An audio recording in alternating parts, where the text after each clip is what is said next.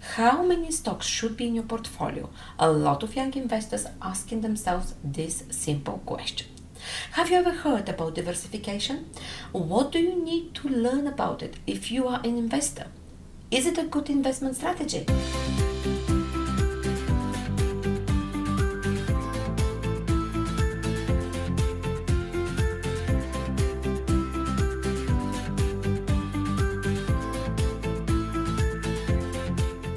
Hi there, my name is Antoaneta and welcome back to my channel Lifestyle Tips by Antoaneta. Today we'll talk about diversification. Please click the button and don't forget to subscribe to my channel for more investment tips or business and motivation tips. So let's start. Diversification isn't just a basic investment topic, but a controversial one. You've probably heard or read a lot of investors saying you should diversify if you want to avoid the risk or to never put all your eggs in one basket. But there are people who also say that you should not diversify so much and that you should only hold a few stocks that you know very well. So, if you really want to know about diversification and if it's a strategy that's worth following, you should listen to three of the best investors these days: Warren Buffett, Peter Lynch, and Mohnish Pabrai. From there, you'll learn how many stocks you should hold in your investment portfolio. I don't believe in diversification at all. I would own one stock if I could find one great stock. Diversification is a big mistake. I call it diversification.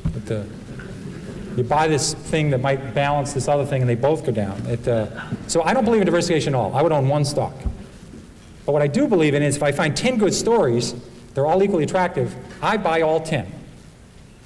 And I wait to see them unfold. It's like watching 10 poker games.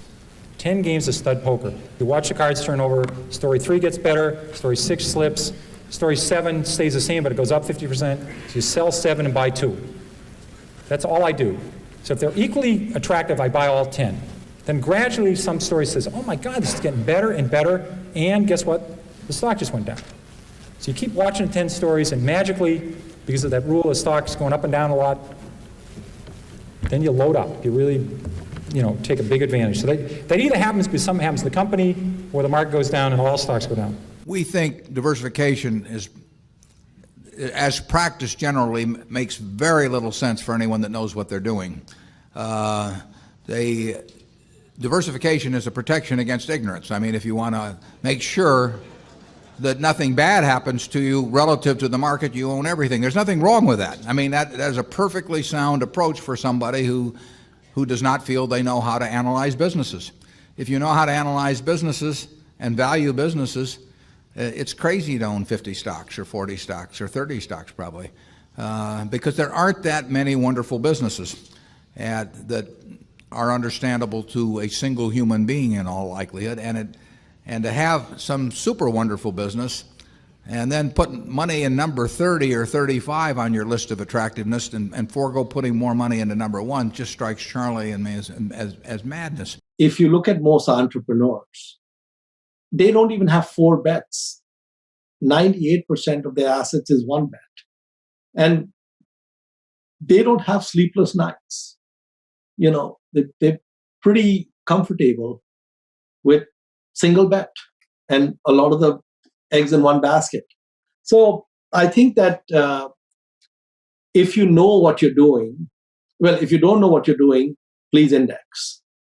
Pretty honorable way to go through life, and you still get the power of compounding.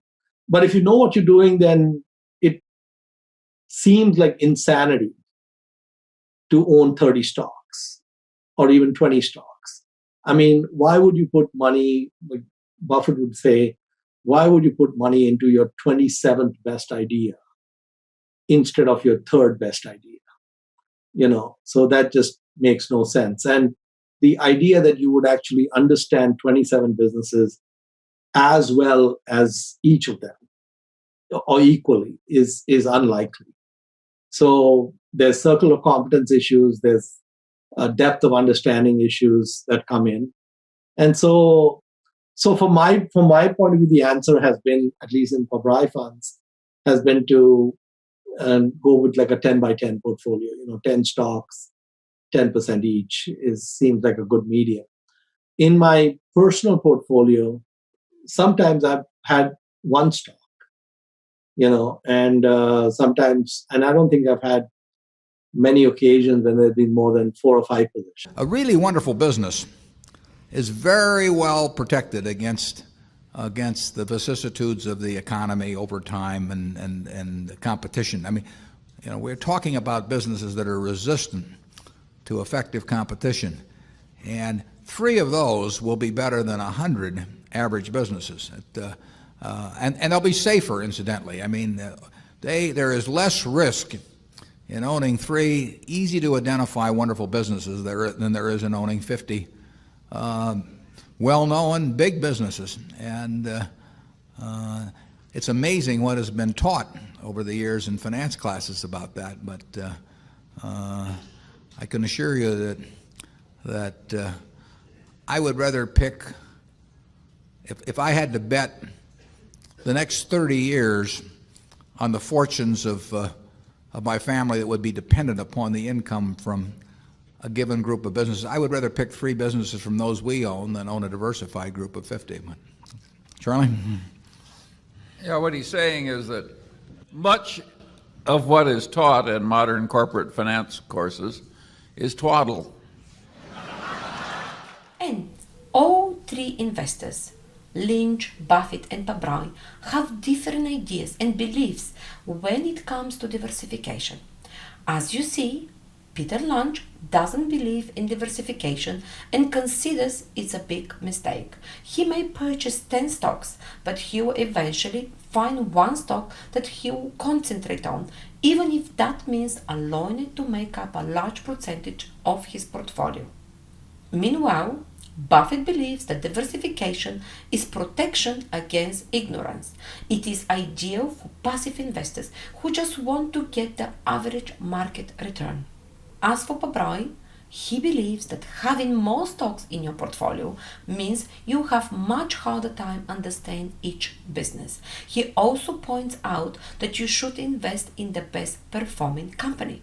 Diversification may work for some investors, while not so much for others. It depends on what kind of investors you are and the strategies you prefer when investing. It's not just about the number of stocks you can own. You should also think about how many stocks you can manage in order to make them a sound investment. So, I prefer to have over 25 stocks in my portfolio. And I'll tell you why. Because I like having diversified portfolio. I sleep better. I do actually analyze every single company by myself.